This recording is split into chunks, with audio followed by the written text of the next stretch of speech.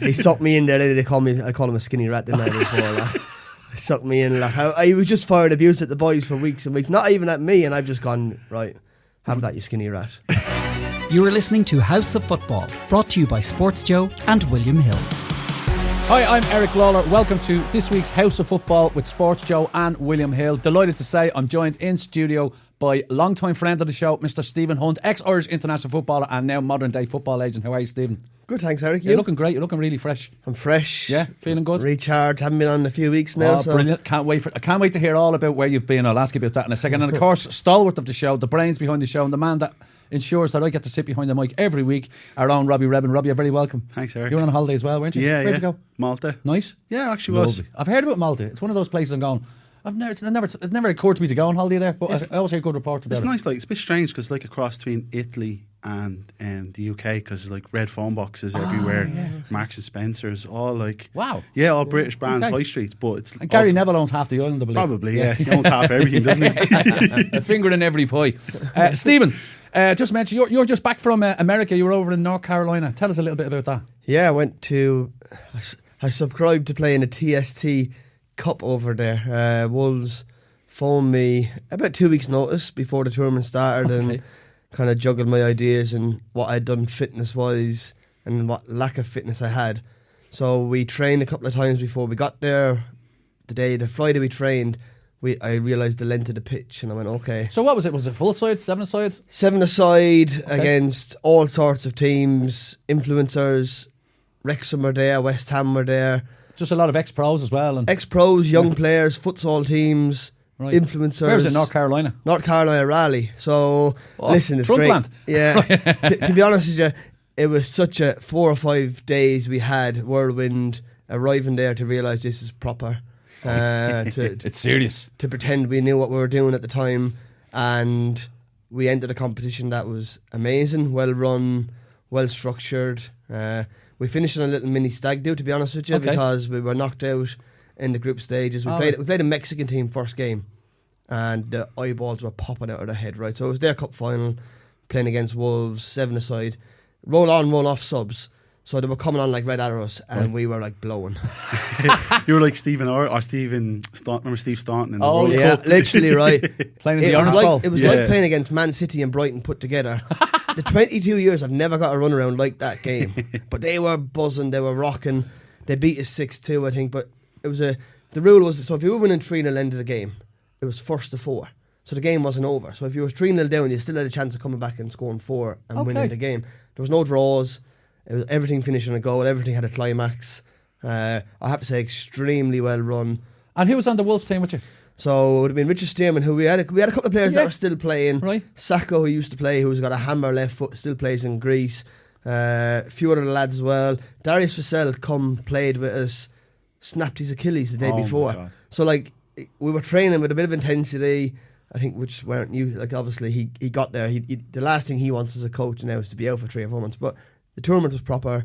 We had a few injuries. A young lad got injured as well, but we lost out by 1 goal to qualify out of group stages. Right. We played against Stephen Ireland, had a team there that were full of ex-pros. Stephen Ireland had a team there that were playing. They were in our group. They beat us. Was there was Granny? I'm only joking. What is he? Did he have his? Did he have what sort of a team did he have? Like he's an agent, I believe, as well, isn't he? Yeah. So I don't know. This was the first year run, and we heard from a couple of weeks out that Stephen had a team in as well. And then when we got the group stages in our group, so listen, I hadn't seen Stephen since Ireland camp, and I had a few. I can say this. I think a few Cork Langers abused me for a long time on Twitter, and it was nice to finally see him and actually just put a few things to bed. Really, in terms of my experience with Stephen was always fine, but the abuse I had taken for years, I just wanted to ask him myself, and I did listen. If I had done anything to upset you over the years, I apologise, because I ain't the confrontation type. If you know me, I'll get it off my chest. But that was fine. He said no, it was all good. So there was no animosity, there was no tension? There was nothing there. But Brilliant. Because of the abuse I had taken from this twat in Cork, I don't mind saying it, he was over the top on stuff. I'm pretty thick-skinned, I can take abuse. But I just wanted to put it for my own rest, peace of mind. And Stephen didn't know anything about it. So it was what it was. He had a good team out, loads of ex-players. I think they got knocked out. They qualified, to be fair. They beat us 5-4 in a game. That must have been. It was tight. we should have won the game. I think looking at we should have scored 2 or 3 goals in the first half. But I have to say, I really enjoyed it. I'd like 2 or 3 months preparation. Kev Foley, if you remember, Kev was a coach for Wolves, and we were in the 3rd game. The first 2 days, I have to say, I didn't feel too good in the games. Like, I was blowing. Like, so and I can imagine it's very hot as well. The 3rd game, we got roasting, right? So the 3rd game, we're half time. Kev, best I felt. Leave me on. I'm okay. Like, right. 2 minutes later, Kev, hamstring, I'm off. So I tore my hamstring. I never tore my hamstring ever, but I tore my hamstring in the game. But if I'm going next year, I'm training from Jan. I'm going to play football.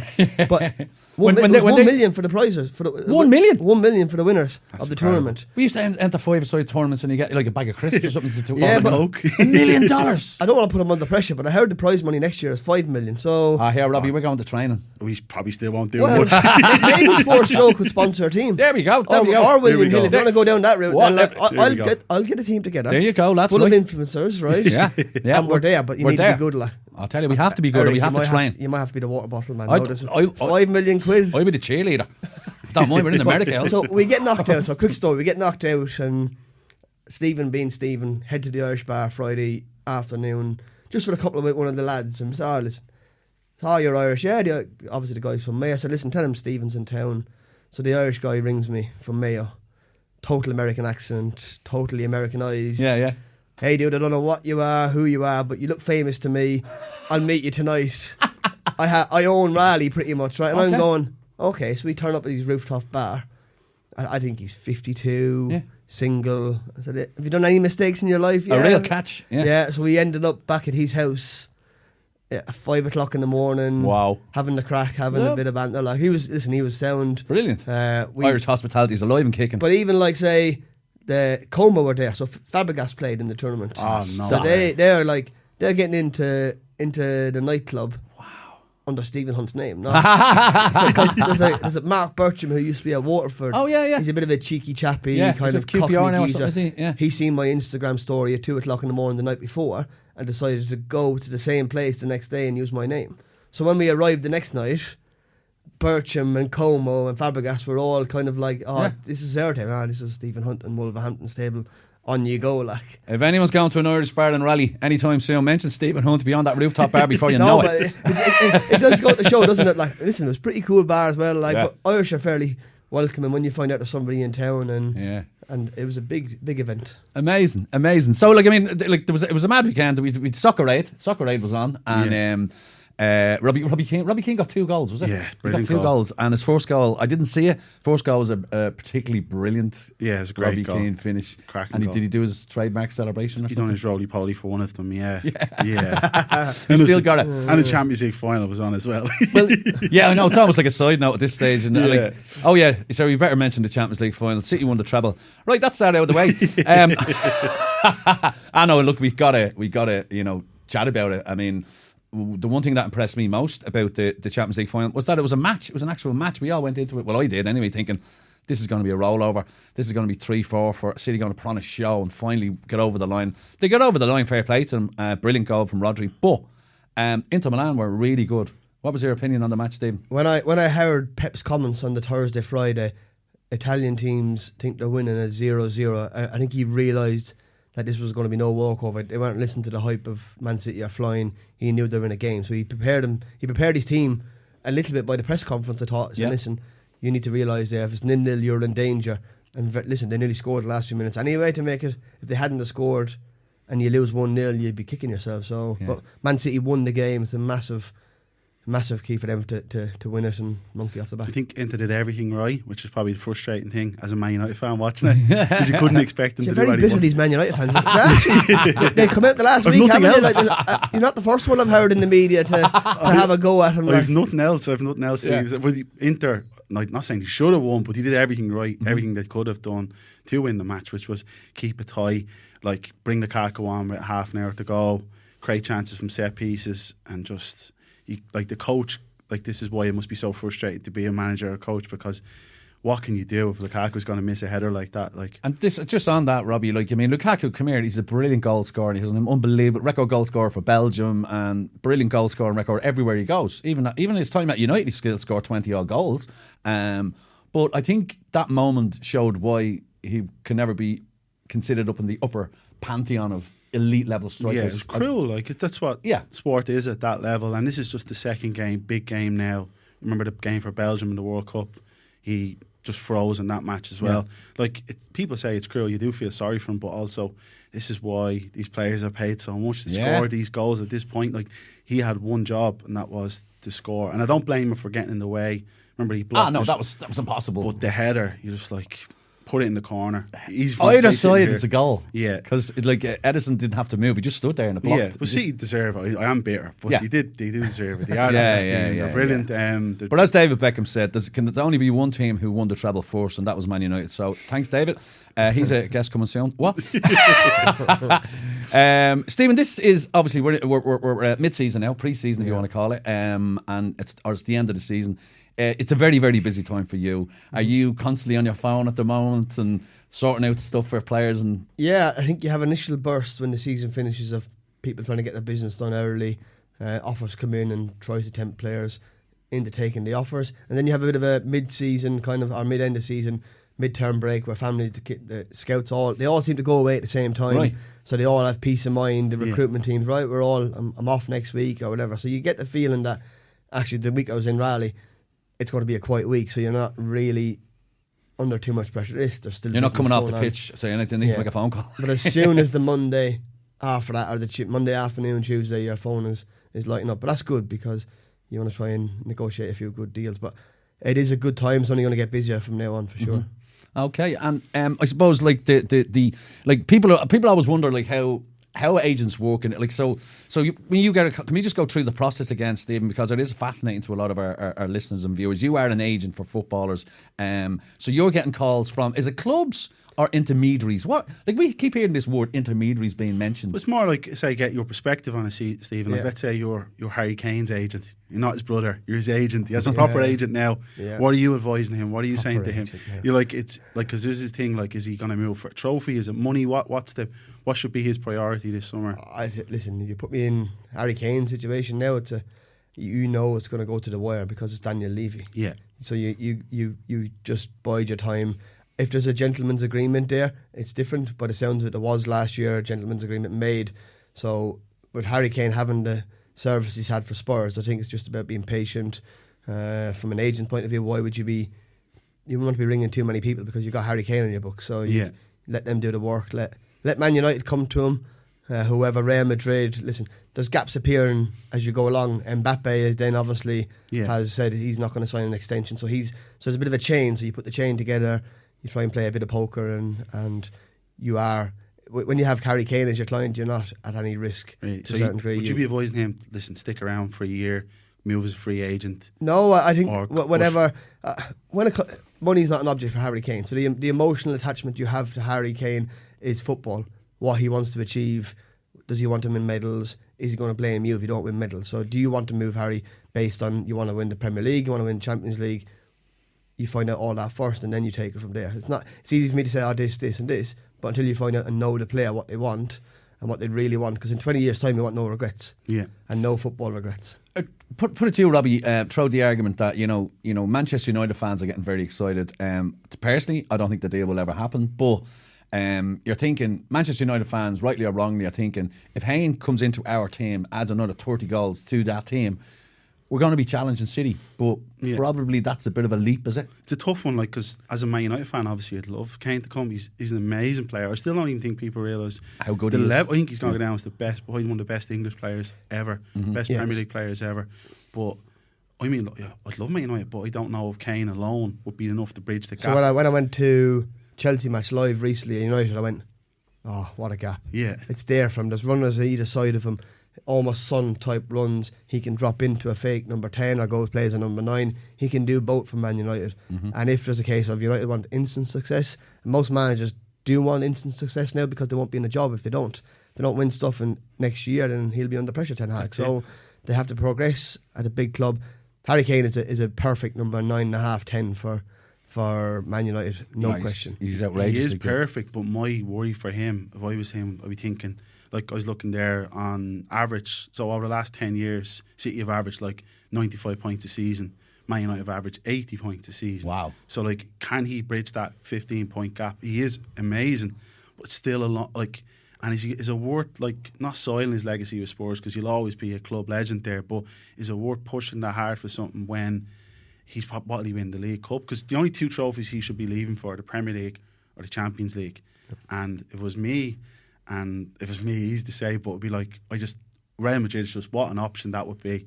So that'd be an option. He might not get the Premier League record, but who cares about that? Like, it's a chance to play for Real There's Madrid. something romantic about bringing United back to its glory days, because you are getting to that stage now where you're not in that bracket anymore. You have to win a Premier League, Champions League. I think he'll find appealing. I think he'd look at it and go, this could be good for me. Well, the talk is that if you're to believe the rumours out there, is that, you know, the only other club he'd consider at the moment is Manchester United. I don't know why, or, you know, like, it seems bizarre. But you mentioned, like, there is that 15-point average gap.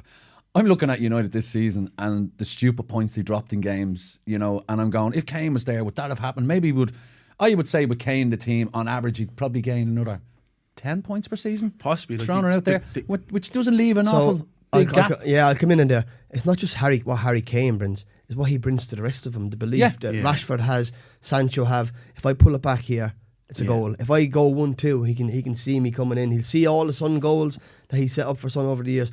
It brings the whole team. Eriksen brings in Hernandez. Loads of different options where they know they can play on the back of it and they're getting better quality. Yeah. I think that is a great point, about, like, Sancho was brilliant at Dortmund, because he had Erling Haaland finishing chances for him. It's a lot different with Wout Weghorst is the one taking the chances. So he's been linked with a few places. Right? I think he's been a bit unlucky at United. I know, listen, he's at Man United. He's been come in to start stopgap. There's always a stopgap for him, and that was so popular. But I actually think he could do a good job for someone in the Premier League. Yeah, well, I mean, he's still a Burnley, isn't he? He's still a Burnley player. Yeah, technically, he'd do a good job for Burnley. But the other thing with Kane that would be questioned, like, he's going to be 30 in the summer. So it's a bit like the Van Persie move for United. Yeah. You might get a year or two out of him.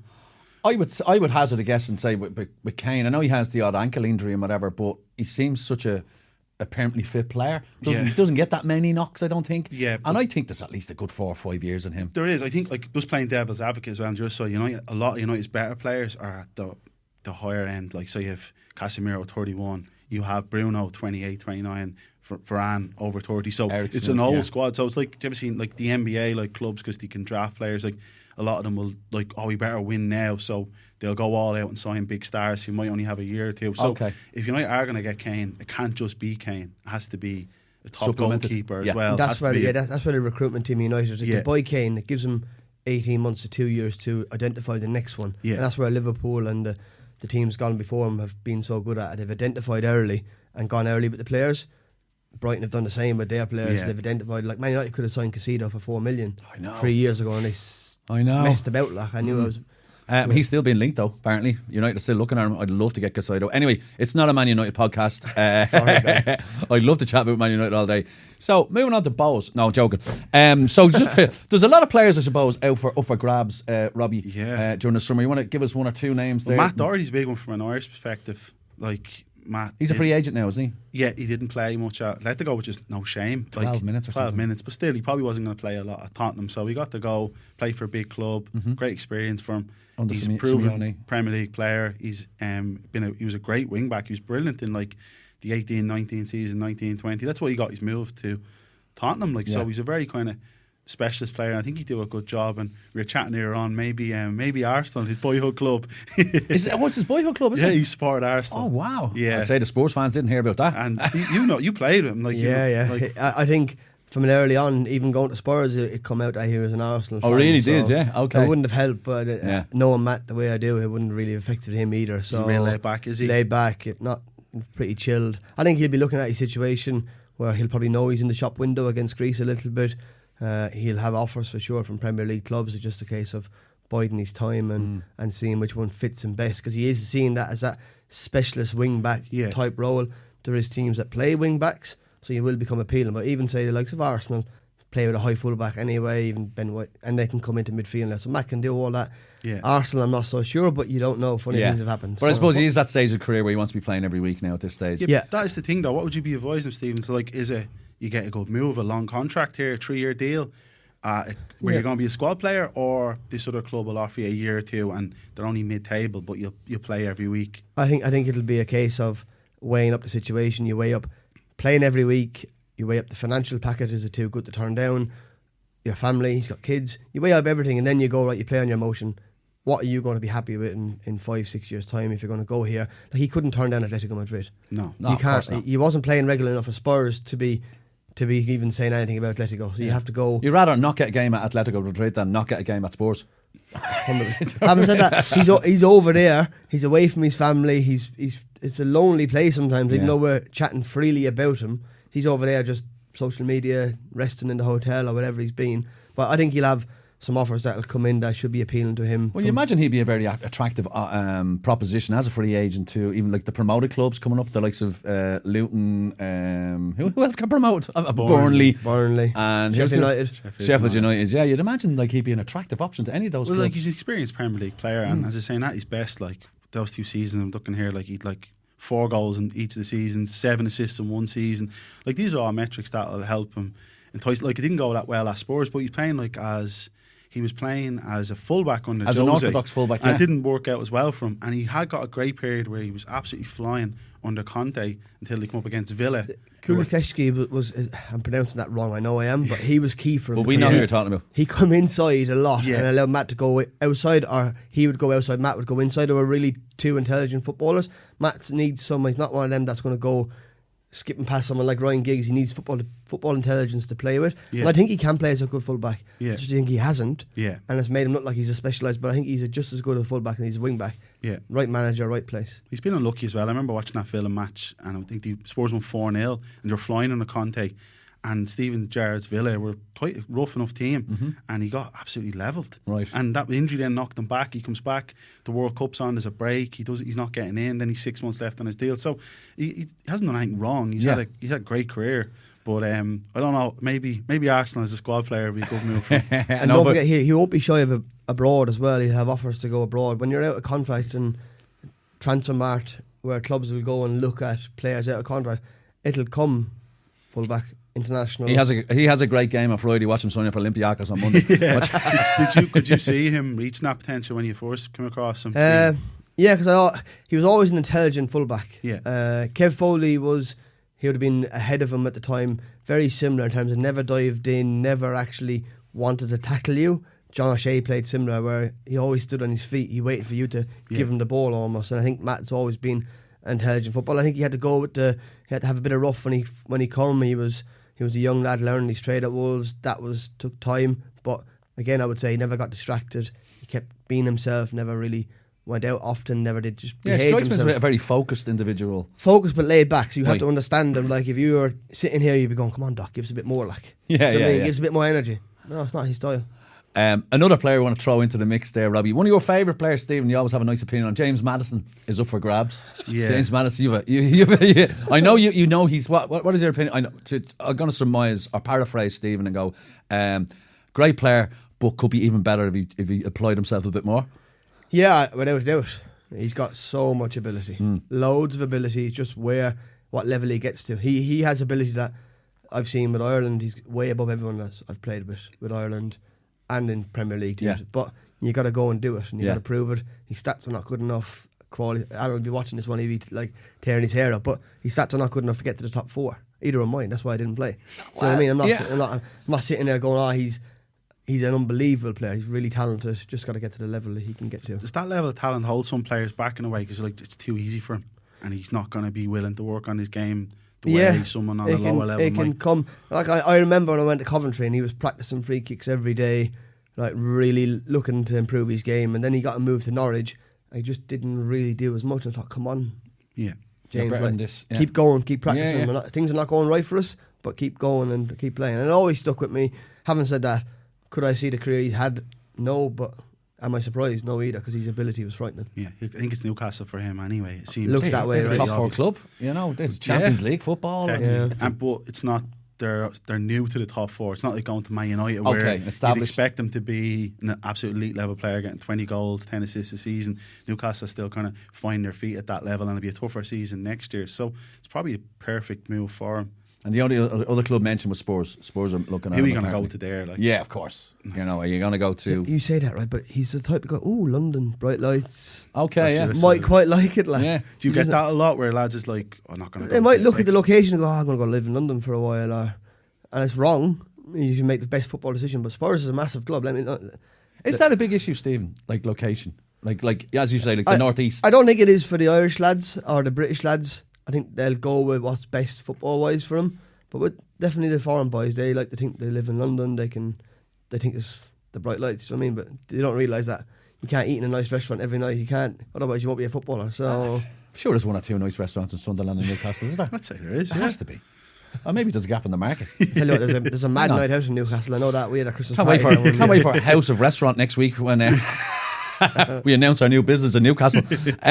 Another player I want to throw out there is De Gea. Okay, De Gea was, I suppose, he's been a hugely divisive figure amongst. Here we go, back to Manchester United again. But he is a big, prominent player in the world of football. He's the Manchester United #1 currently. He's been criticised in quarters. He's not the keeper that Ten Hag wants to play the game that he wants. Had a disappointing cup final, let's be honest. That second goal in particular, didn't move his feet quick enough. If you were De Gea's agent, what advice would you give to him, Stephen? Stay or go? Again, the player. My job is to give him options. Yeah. So I'll give him options, and then he's got to live with his decision what to do, and he's got to be comfortable with it. I think from a football perspective, Manchester United is going to be the biggest club he's going to play for. He ain't going to play for a bigger club, next club. I don't think he's good enough for Ten Hag to play the way he wants to play. He'll probably be looking at cashing in, because I think United will go and sign a keeper as well. Even if he does stay, I think they'll sign another one. Henderson will leave. There's a market. There's a big chain of goalkeepers on the move this summer. Yeah. Maybe 10, 12 clubs need #1 and #2. So there's a big chain there to come, and I think De Gea has been linked with Spurs.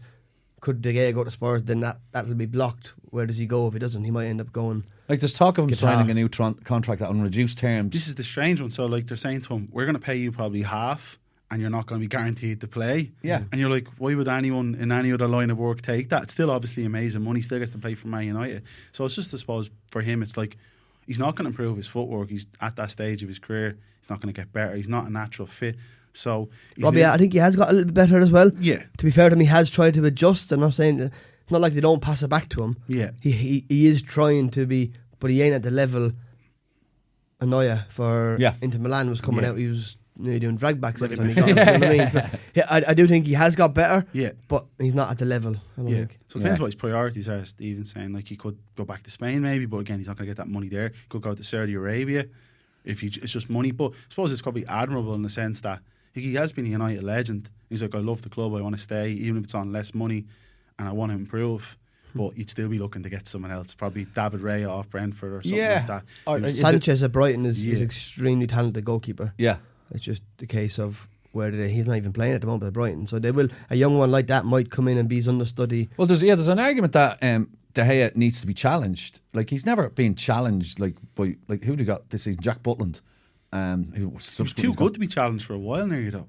I would argue though the season that Dean Henderson was there and Solskjaer said, "Listen, I'm going to play it," and he didn't really play him at all. Yeah. I think that was one of De Gea's better seasons of the last few seasons because I think he felt challenged. Between what was it, Ferguson leaving, Ferguson's last season up to around 2018, 2019, he was unbelievable. He was United's probably, like I've seen United from back when Schmeichel was there. At one point, I would have had him ahead of Schmeichel or Van der Sar. I remember one game against Arsenal when Mourinho was the manager, and he was just incredible. But he's not the modern goalkeeper that a lot of clubs are looking for. I was at Brentford v Liverpool a while ago, and the match wasn't great. But what you're thinking was like David Raya was just like a midfielder. He was like pinging balls, better than a lot of outfield players. And you just that weapon that club needs to have Onana during the night. If you know you are going to push like 10 yards up the pitch further and play the way Ten Hag wants to play, it's not De Gea, so you'd nearly be thanking him for his services or keeping him as a very useful backup option. Yeah. Chelsea will need 2 goalkeepers. They've made it public as well. So there's a massive chain. Spurs need a goalkeeper. Brentford need a goalkeeper if he leaves. So there's a good chain. So there's a big goalkeeper merry-go-round this summer. There and is, that's where Kelleher will come in. He could be. Yeah. I probably has to move, Stephen, really, to advance his Ireland chances, do you think? Yes. especially now that Gav has been left out, it might give him that carrot of a play. But both of them are extremely talented. There's no question. Gav and Kelleher, and even Travers has done really well in the season. He's played a couple of games. Are good goalkeepers. It's just a case of when they want to play, when they make a decision to leave Liverpool. It's not easy to leave Liverpool thinking you have a chance of playing. Yeah, there's no doubt that he's a talented goalkeeper, Kelleher, but he's, I would say, unfairly criticised by Liverpool fans and Ireland fans. Like, they look at him in isolation. That one game against Southampton, the last game of the season, they conceded 4, but he hasn't played. You know, he's not up to the rhythm of first-team football. His shot stopping isn't on the level of Alisson. It may be at some point down the line, because he still is relatively young for a goalkeeper. He's maybe not as good as De Gea, but his footwork is amazing. So that just opens up the whole pitch for the team. They can play certain types of passes, play certain type of formation. Like, it just, he will give you that. So like someone like Brentford might be ideal for him, because going back to Brentford, I was watching them, you're like, Brentford are like solid defensively. Very solid, yeah. So like, it's not like, say, Bazunu or some goalkeepers where they're the difference between a team conceding 3 or 4.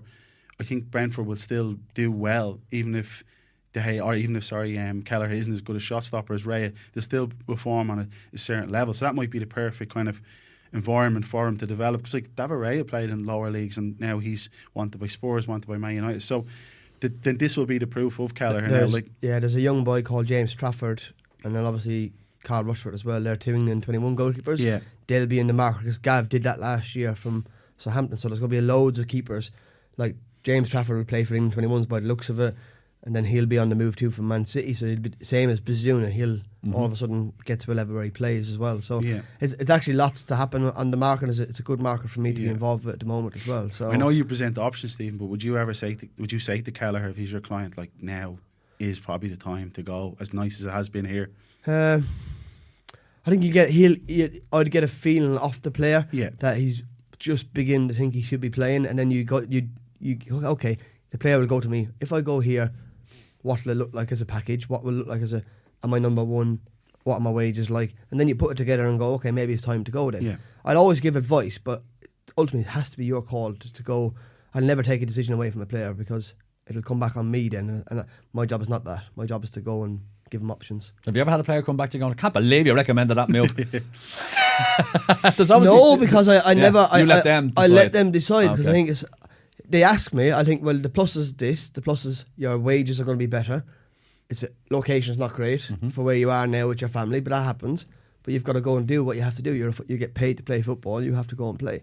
Before I forget about it, lads, I just want to throw out this very, very possible scenario about next season, okay?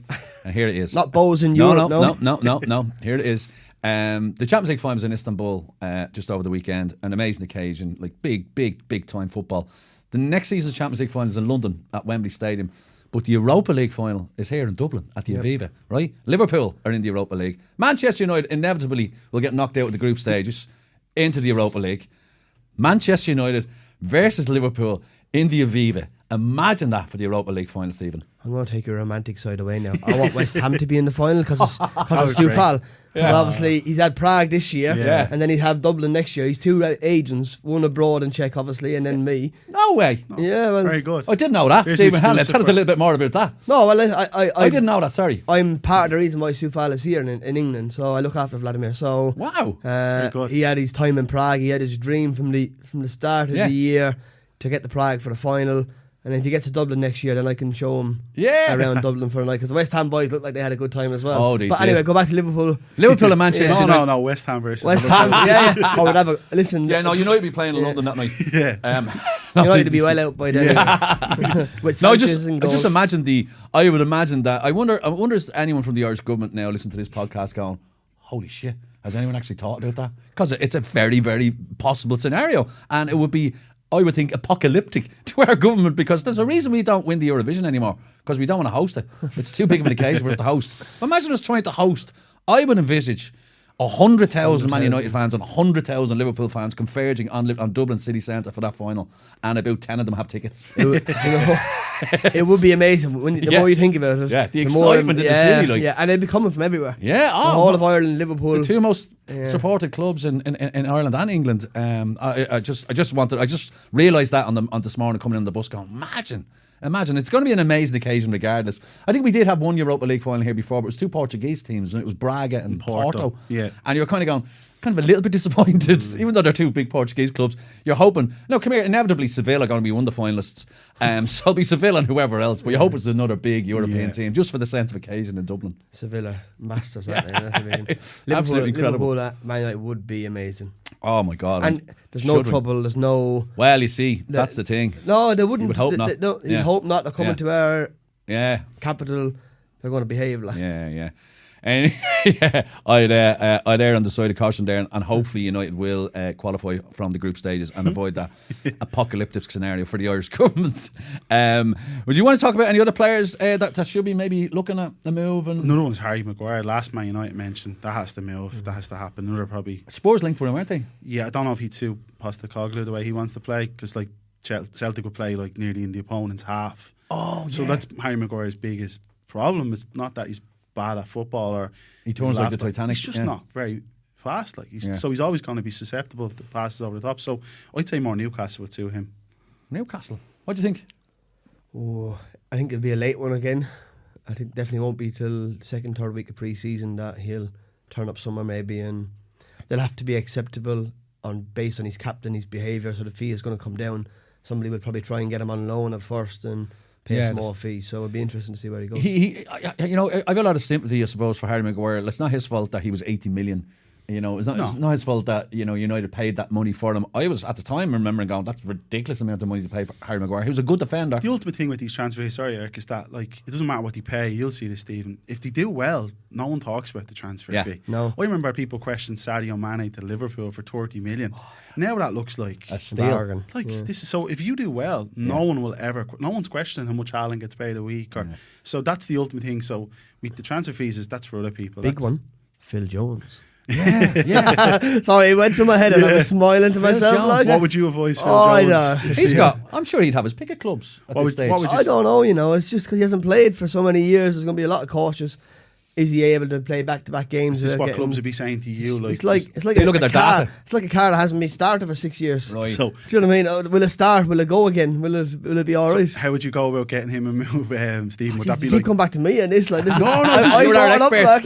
No, just as fascinating. Just being an agent, like how do you sell this guy to someone who? Yeah, he needs to know if the engine will start, if he's going to be up to speed, and if he is training, how he's conducted himself in training every day, what work he's done on the training field to be able to sell him and say, listen, this is what he's done for the last 5 years. He's actually not missed a day's training. Show me your data, blah, blah, blah. Yeah. You get Man United to give you your data that you need for him to go on and start his career again. Because I'm sure I'm not sure he's excited, because if he was excited to play, he'd have left United years ago. So let's see, it'll be an interesting one. Yeah, I suppose one more interesting one in terms of players being linked with clubs is the hugely talented Will Zaha.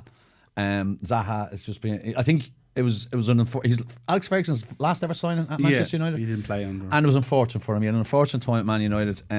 No doubt in the man's ability, incredibly entertaining. A Palace legend, has had another brilliant season with Palace. His contract's up. He's got to make a big move now.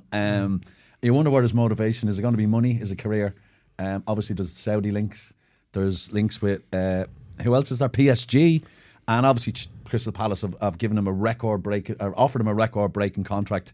If you're Zaha, Stephen, again, sorry to come back to you. What are you thinking? He's obviously scarred from going to Man United, leaving, but he was a young boy then, so I wouldn't let that. Like, people change as you get older, you get more wiser how to adapt to your surroundings. If he does go to PSG, say, you're guaranteed to be playing in a massive club, massive fan base. Why not engage in it? Go play in the Champions League. Neymar and the likes are leaving, so you're going to get game time. Go and be the main guy at a massive club and embrace it. I think if you're going to go for the money, you're going to end up in Saudi. That's just what's happening right now in the world, and you're not going to be judged only for the money when you go there, because it's not the league. So he has a decision to make. I'm sure he's getting bucket loads thrown at him, but PSG, to me, I'd actually quite like to look at that. Yeah, he's been a big fish in a small pond for a long time, and that can happen with players. Like, he's obviously very talented, but there's nothing wrong if he does stick around at Palace. There's nothing wrong with being the big fish in the small pond. He obviously enjoys playing there. And Palace are a very young, talented team now. I mean, the last couple of seasons, but before this season, they had an ageing squad, and it was kind of given an overhaul, brought all this new exciting talent in. You've got you've got Eze, you've got Olise. Olise. Yeah, they're very talented. So talented, so easy on the eye. Wilford as well, age. Yeah. you're going to leave him with good memories, Palace. Mm-hmm. Like, I'm not too sure he can sustain 46 games a year now and play regularly at the intensity the Premier League requires. Hence the reason why Liverpool are not coming after him. There is question marks there. So I would think I would disappear to a big club with less intensity. I think if he leaves Palace now, he'll have really fond memories forever. He can always come back for a substitute appearance. But when you want to play 46 games Premier League, it's not easy. Yeah, I suppose if he wants to go to a big club and not play much, PSG is the ideal environment for him then, isn't it? So I suppose moving on, Robbie, huge week for Irish football. Yeah, big game against Greece. It's a very tough match. Greece are ranked around our level. They're 52 and we're 49. I know people don't always look at these rankings or kind of scoff at them, but it means something. When you mentioned that to me earlier before we came in here, Robbie, I was surprised. I thought Greece would have been a lot higher in the rank. I don't know why.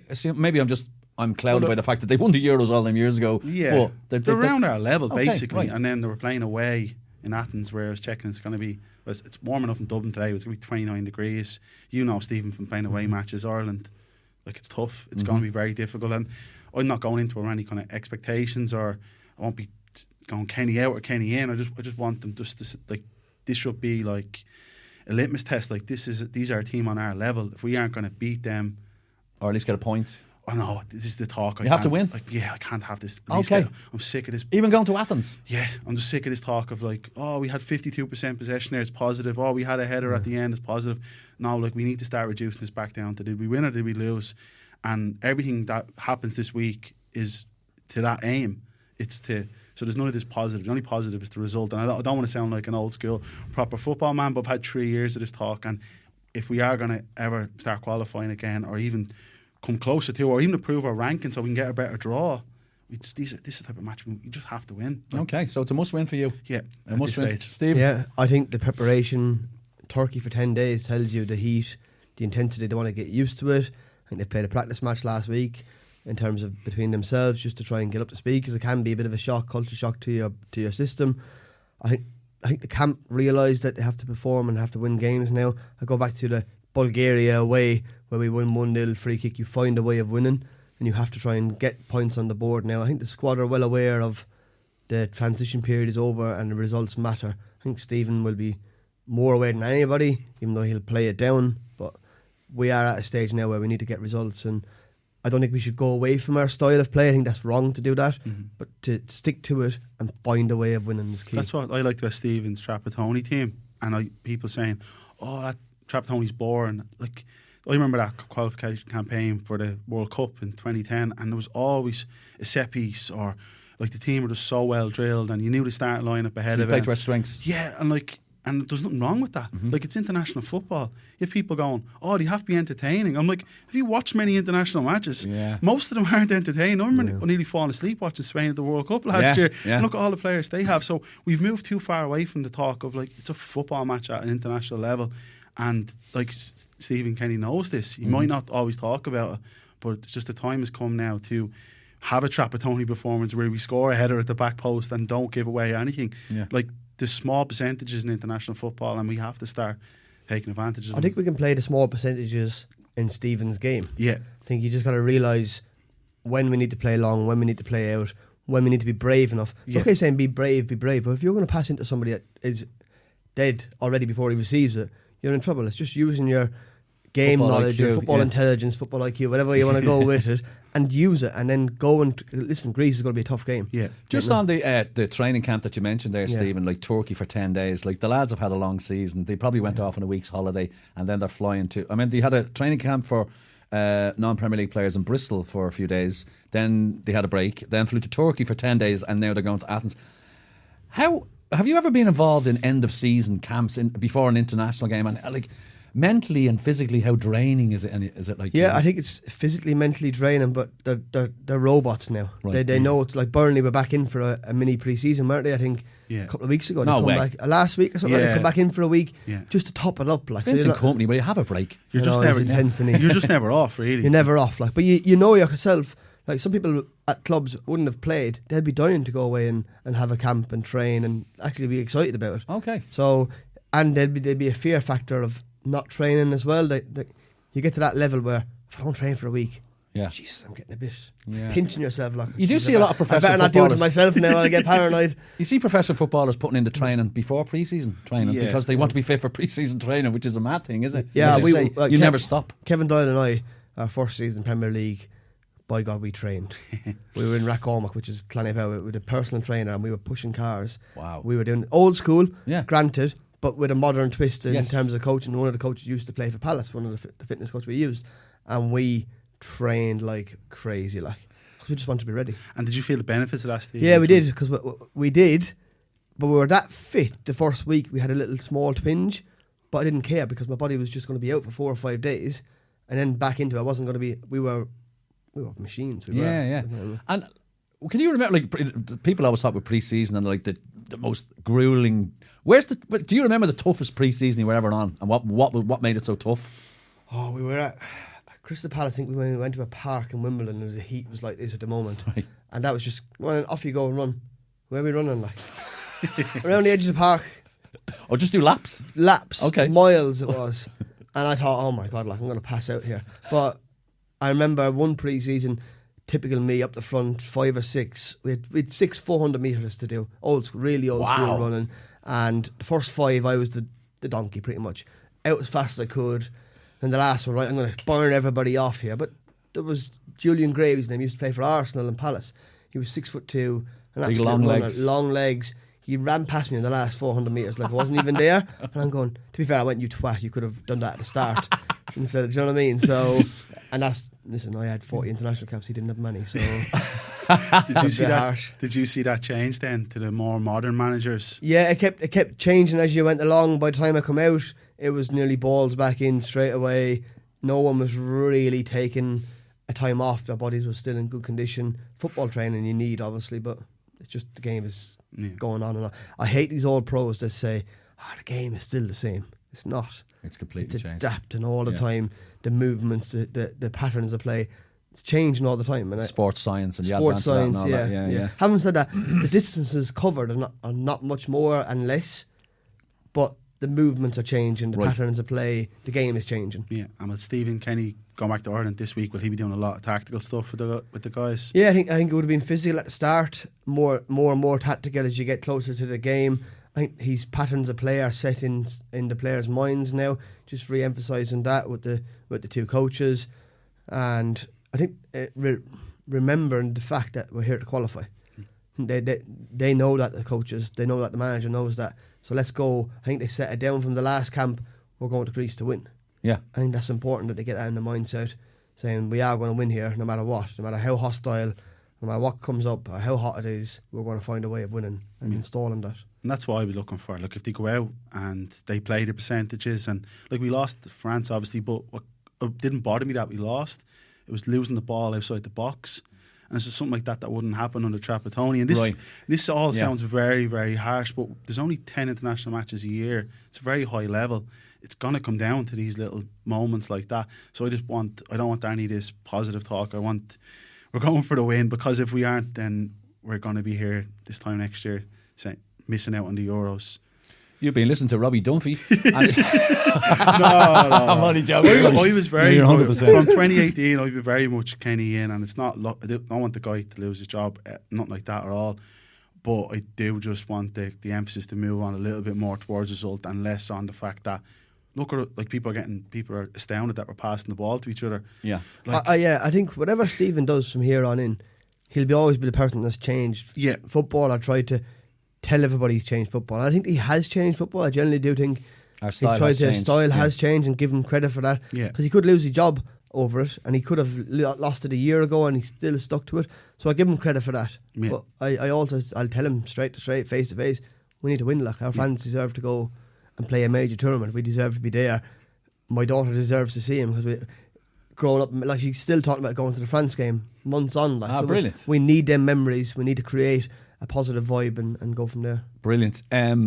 So who is your team to beat Greece on Friday night?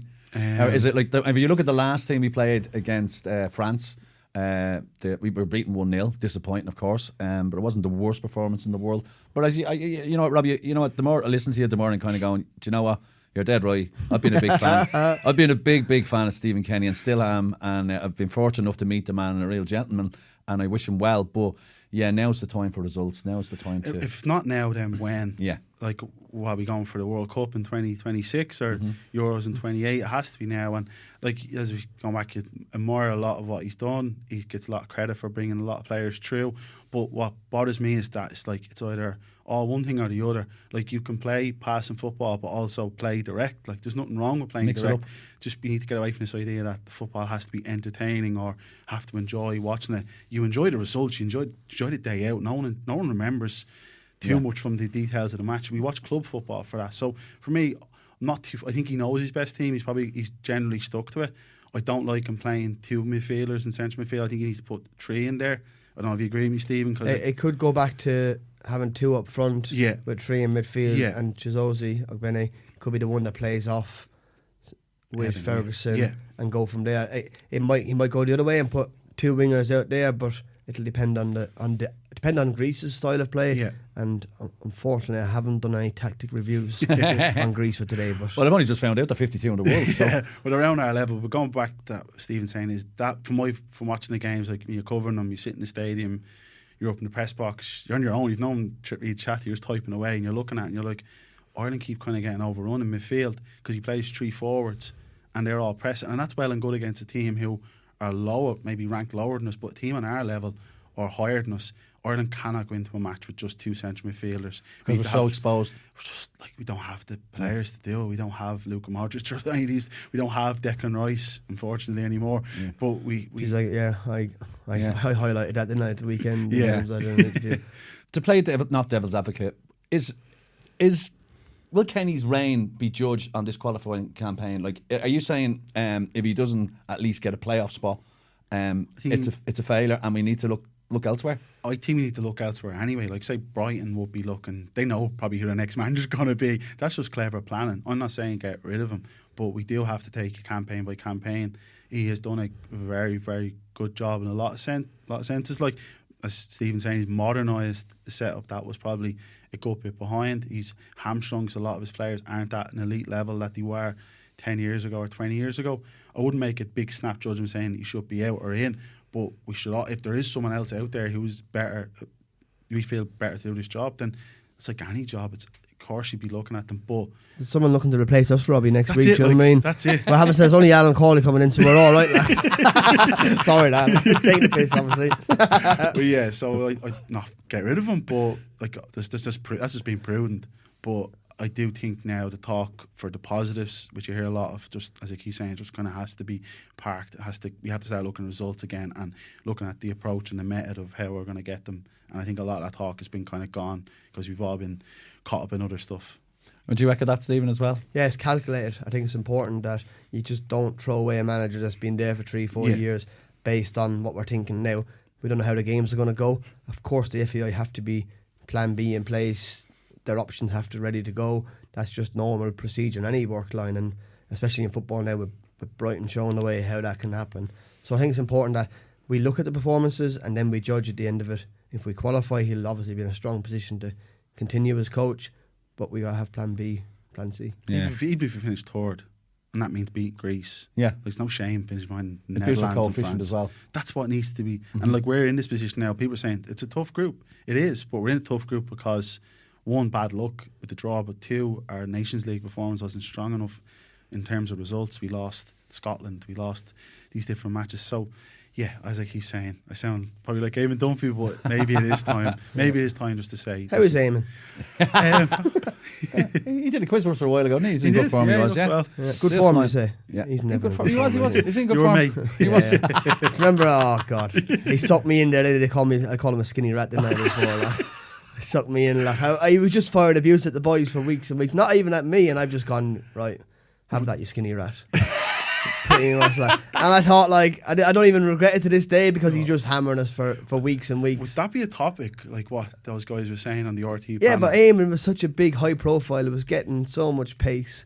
He'd gathered, like, he just had so many fans everywhere based on how he presented himself, and he was obviously a real intelligent So you'd read the headlines of what Dunphy said and go, oh, listen, he's only a skinny rat. I remember saying it, like, and I remember the next day when the papers had a rat, and then his head on it, like. no way. I thought, okay, maybe a bit too much, but I still think he probably deserved at the time, like. But do you know what? He's been one of Ireland's best ever presenters, and he has been co-host, like, and he's from a bygone era when you really even think about it. He's like when I think of Dunphy, I think of the Jack Charlton. You say era. bygone, I was watching BT Sport the other night and could have done with a bit of Eamon Dunphy to remind the people of. That's an interesting thing, Robbie, actually. Like, There's a lot of furore over that, wasn't it? That it was a big love fest. You feel awkward saying this, like, because I do this job, I work in media, and I'm not the best in the world at my job, but you're watching it objectively going, this isn't good enough. Like, and that's what the RT panel, for all the sound bites of Dunphy, he had good analysis, and he would talk about the other stuff, like Man City's, the charges against them, how they got here. It was kind of like a bit of a banter fest. I felt like it was like the 19th hole, like after lads had a round of golf. And it was too pally-pally. It was, I thought, too pally-pally, and then too many people that hadn't, there was no connection with it. It just appeared for the final. You watch the group stages all the way through, you get used to, okay, West Ham, Joe Cole, Carlton Cole, you know what's on coming. And then Balotelli turned out, you don't know what you're going to get with him, do you? And he was as dry as anything. Like, I know that's really harsh saying that, but there's no. Well, his English wasn't 100%, I suppose. You know, you can see why you wanted him on it, but you're kind of going, well, I mean, he's played for Inter, he's played for City, but he's also played for loads of other clubs. It was cringy, it was awkward. Like, and I think in Ireland we've had good coverage over the years with RTE, so I was switching between RTE and. Like, you'd never see Dunphy on a panel turn around asking one of the players for an autograph. No. Imagine. It's not Stevens anyway. No. Did he ever respond to you? I'm sure he did. Listen, he takes it, doesn't he? He gives it out, so he's got to be able to take it. Like, he doesn't really take it, and he can take it, to be fair to him. Yeah. Okay, so that's Ireland on Friday night against Greece, and then we've got Gibraltar. Is it Tuesday? Monday. Monday. I'm back over Monday, actually. I don't know if I'm. You're going to go to that? I'm going to go to it, yeah. You sound like you're surprised. Like, you're going to Ireland, Gibraltar. Yes, I am. And it could be a big game if we get a big result. Well, this is it. Well, if 6 points out of this, be amazing. Like, this is just a huge match, and I'm confident we can do it. Like, it's just, it's about doing it now. Yeah. Talking stops here. It's about getting out there and beating the Greece. And then, like, I saw an article there recently. Which team out of Ireland and Greece is more likely to take points off Holland? Because ultimately that will decide who's going to get runners. So let's be honest, France are going to win the group. They're that good. And because we don't know an awful lot about Greece, we'll only find out about them on Friday. Yeah. We can't really make that call. Ireland won't play Netherlands till September. So like at that point, it's almost like a different cycle. You know, like, you could be players injured. Time of the year, the heat, what's going on. I do think Aviva under lights, whenever we play Holland, we'll have an emotional attachment with the Jason McAteer goal. Oh, the history, exactly. It plays a part. Like, I know it didn't play a part. We had the Henry handball with France and we still got beat, but on the night we could have easily got a draw. So I'm looking forward to, if we can beat Greece and come into Gibraltar on Monday, 6 points. I'm going to remain positive for now. Yeah, me too. Yeah. Okay. Dunphy's just come out there. we've got rid of him. Yeah, baby. 6 points. 6 points are nothing.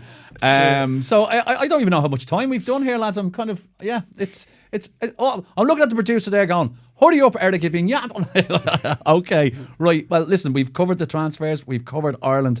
The three of us are hoping, obviously, that Ireland gets 6 points out of 6. We wish Stephen Kenny and the lads nothing but the best of luck. Let's go and do it, boys.